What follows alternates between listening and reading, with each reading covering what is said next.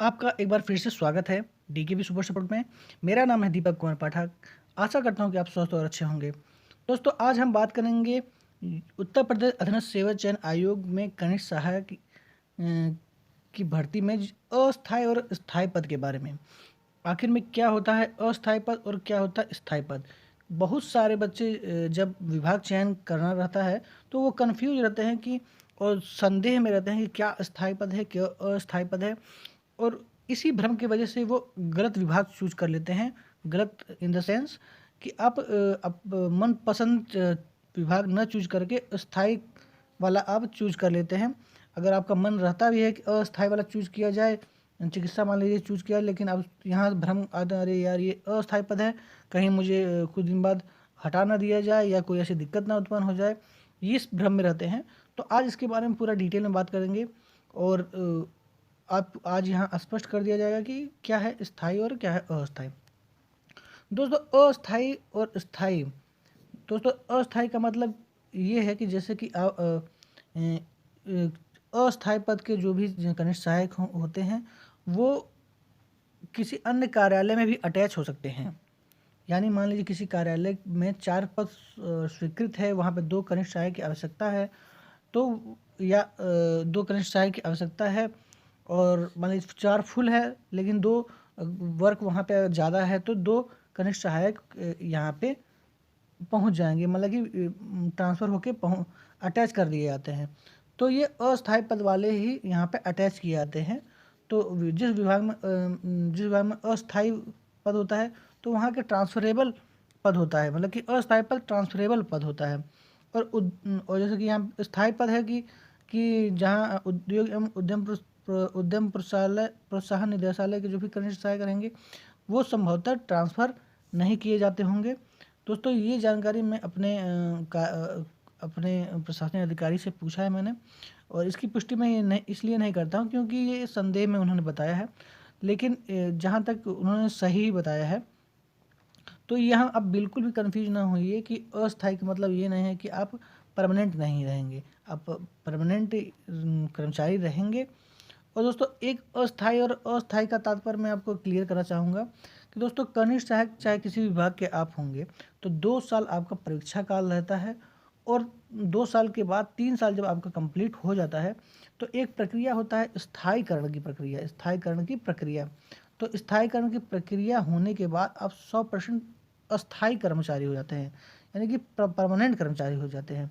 तो जब तक आप 3 साल तक स्थायीकरण आपका नहीं हुआ रहे तब तक आप अस्थायी कर्मचारी रहेंगे, और 3 साल बाद जब स्थायीकरण की प्रक्रिया हो जाएगा तब आप परमानेंट यानी स्थायी कर्मचारी हो जाएंगे।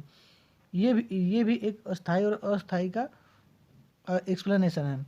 लेकिन ऐसा ये नहीं है कि जिस विभाग को आपने चूज किया है स्थायी, जिस विभाग को चूज किया अगर वहाँ के स्थायी दिखा रहा है यहाँ लिस्ट में, तो इन सब के जूनियर असिस्टेंट का भी स्थायीकरण की प्रक्रिया होगा, वो भी 3 साल अस्थायी रूप से रहेंगे, फिर स्थायीकरण होने के बाद वो स्थायी कर्मचारी होंगे। इसीलिए यहाँ पे थोड़ा सा आप ये कंफ्यूज बच्चे हो जा रहे हैं कि अब मान लीजिए जो स्थायी विभाग है तो क्या इनका स्थायीकरण नहीं होगा। तो दोस्तों, इनका भी स्थायीकरण होगा। बस इसीलिए अगर दोस्तों दोस्तों मैं आपको ये बताना चाहूँगा कि मेरा भी जो विभाग है, जब मैंने भी सेलेक्ट किया था तो मेरा भी अस्थायी था। तो लेकिन जॉब के या सेवा के स्वरूप में किसी भी प्रकार का अंतर नहीं है, और ऐसा कभी भी ऐसी कोई आवश्यकता भी नहीं पड़ी विभाग में कि जिससे मुझे असहज महसूस होता हो कि अस्थायी मैंने चूज किया है तो कोई दिक्कत आता है, ऐसा कुछ भी नहीं है। बस ये अस्थायी का मतलब ये होता है, ये होता होगा कि ये अटैचबल पद है, यानी कि ट्रांसफरेबल पद है।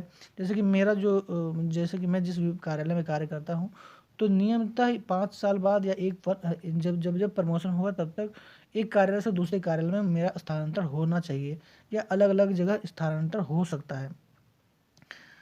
तो यहाँ पे मेरा जो क्योंकि मेरा जो विभाग अस्थाई वाला था, मेरे विभाग में जूनियर असिस्टेंट अस्थाई पद का था, तो मेरा ट्रांसफ़र हो सकता है। तो अब हो सकता है उद्योग एवं उद्यम प्रोत्साहन प्रोत्साहन निदेशालय के जो भी कनिष्ठ सहायक होंगे वो ट्रांसफ़र न किए जाते होंगे, यही हो सकता है। तो जहाँ तक मेरी जानकारी और जो जहाँ तक मैंने जानकारी इकट्ठा की इसका तात्पर्य बस यही है। ऐसा बिल्कुल भी दिमाग से निकाल दीजिएगा कि ये अस्थायी का मतलब कि परमानेंट नहीं रहेंगे, स्थायी का मतलब ये वाले विभाग के लोग परमानेंट रहेंगे, ऐसा बिल्कुल भी नहीं है। और चाहे यूनिट टेस्ट 2016 के बच्चे भी कन्फ्यूज हो सकते हैं, 19 के भी बच्चे कन्फ्यूज हो सकते हैं, तो आप बिल्कुल भी कन्फ्यूज मत होइए। और ये नोटिफिकेशन 2022 के जूनियर स्टैंड का है। दोस्तों आशा करता हूँ कि आप अब लगभग समझ चुके होंगे और आपका भ्रम दूर हो गया होगा कि अस्थायी पद और स्थायी पद क्या है। और आप बिंदास, अगर जो भी आपका विभाग चूज करने का मन है तो आप बिंदास चूज करिए। जॉब के स्वरूप में किसी भी प्रकार का अंतर नहीं आएगा कि आप कुछ समय के लिए रहेंगे, ऐसा कुछ भी नहीं है। आप परमानेंट कर्मचारी रहेंगे। 3 साल बाद सभी विभाग के का स्थायीकरण होता है और आप स्थायी हो जाएंगे। तो इसमें किसी प्रकार का दिक्कत नहीं है कि अब इसको लेके आप गलत, मतलब कि अब मन चाहा विभाग अब ना चूज करिए अस्थायी और अस्थायी को लेके।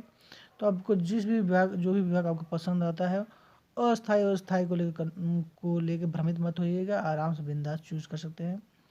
और अगर आप अपने गृह जनपद में ही जॉब करना चाहते हैं तो आप अपनी सुविधा अनुसार स्थायी पद वाला ही विभाग चूज कर लीजिएगा।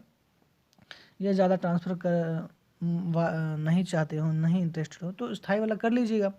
लेकिन ऐसा कुछ भी नहीं है कि आप बहुत ज़्यादा परेशानी उत्पन्न होगी।